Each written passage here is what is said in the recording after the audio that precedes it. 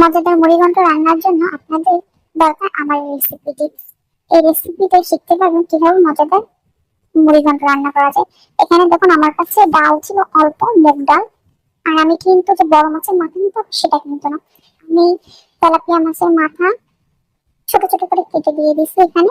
দিয়ে এই যে ডাল দিয়ে দিয়ে এখানে আমি কিন্তু কোনো গরম মশলা কিছুই দিইনি। মাছ রান্না করতে যেরকম কাঁচা ঝাল, দুটা শুকনো ঝালও দিছি, দিয়ে হলুদ, জিরা গুঁড়া, একটু আদা বাটা, রসুন বাটা, জিরা বাটা এগুলো দিয়ে ভালো করে নাড়িয়ে চাইনিজে তেজপাতা দিছি, হলুদ লবণ দিয়ে।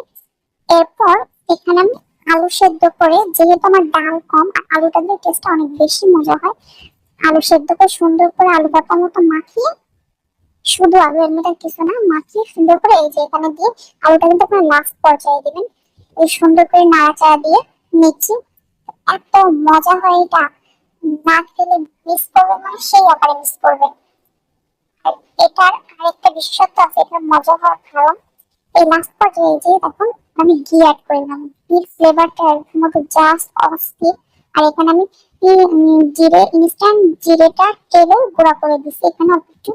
অনেক সুন্দর একটা মজার, যদি মুড়িঘন্ট খেতে চান এটা কেউ মিস করবেন না, এভাবে একদম ট্রাই করে দেখুন, অনেক অনেক মজা হয়।